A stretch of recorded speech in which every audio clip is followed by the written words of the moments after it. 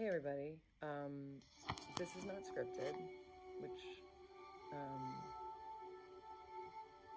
I feel like if I start writing what I'm feeling, I may never stop.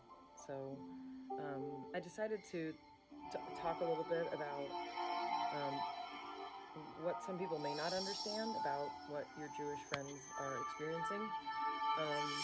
So imagine if there was a massacre of an ethnic group or a religious group, the equivalent of 50,000 Americans. And imagine if what happened after that was that all over the world, there were marches of tens of thousands of people calling for further massacre of those people.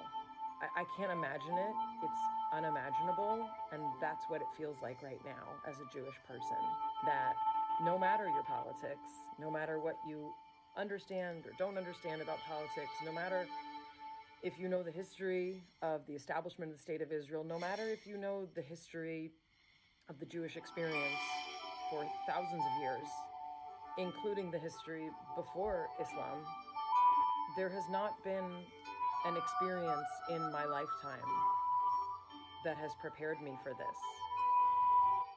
I have heard from many people my whole life that anti-Semitism is growing, that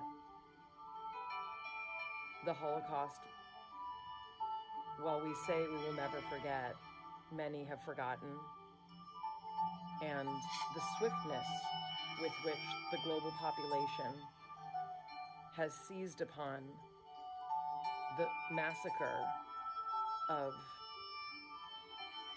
Jewish civilians living inside of a border, the swiftness with which the world has stepped up to redefine terrorism, to redefine statehood, to redefine the right of a people to exist.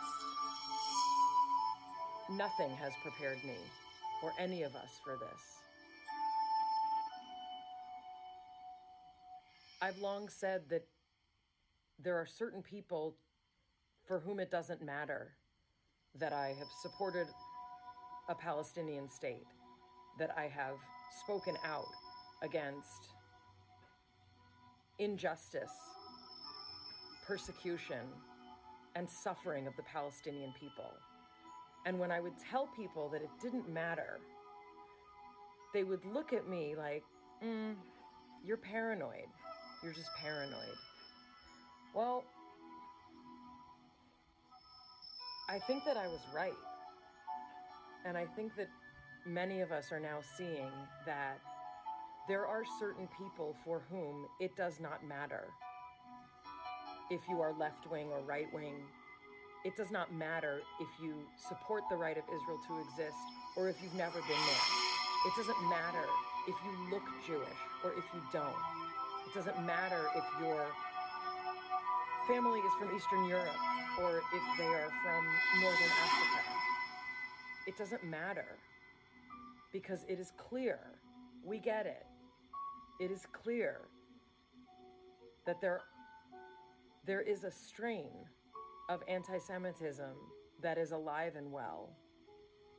It is thriving at my alma mater, where the chant, "We want a Jewish genocide," was echoed in the quad in front of Royce Hall. The place where I took my doctoral hood had students of all backgrounds chanting for a Jewish genocide. This is not acceptable. It's not normal. We should not normalize it. There is no excuse for calling for a genocide of an entire people. Period. Full stop. I have an 18-year-old who is preparing to go to college next year.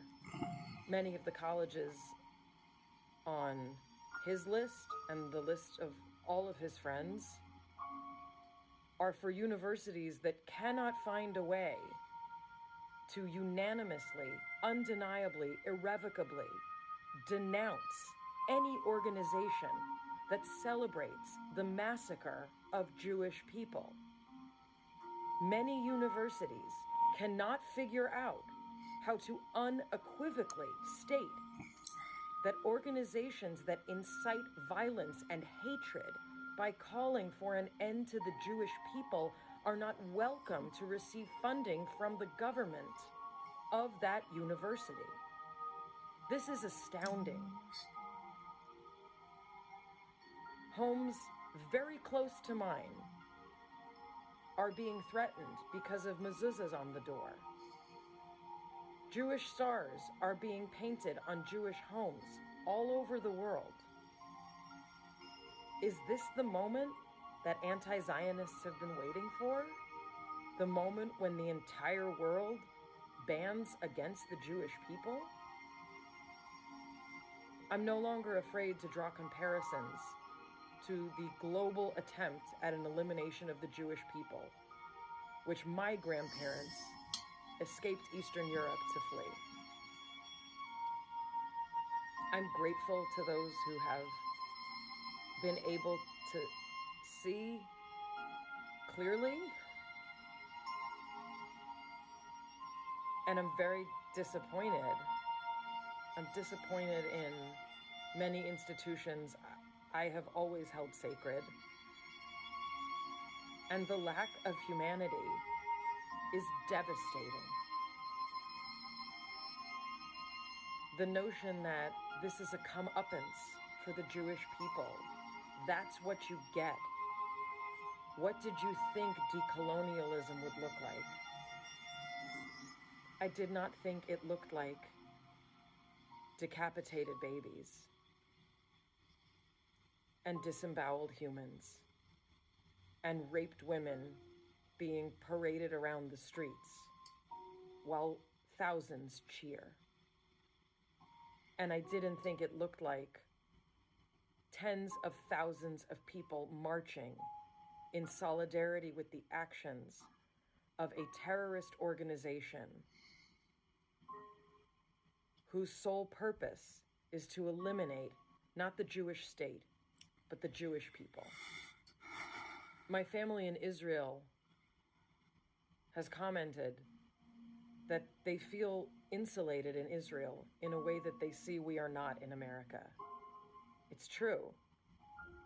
I've always believed that Israel was my homeland, and now I understand it more deeply than ever before. I am a stranger in a strange land here. And it took October 7th for so many of us to see that. I'm scared to send my child to school events right now. I'm scared to think about what he will meet when he goes to college. I'm scared that he has to think twice before writing an essay about how significant it is to be a liberal Jew in America, and all of the things that we have fought for the dignity of other groups, for self-determination, for the right to live. Am Chofshi, Be'artzenu, a free nation in our land.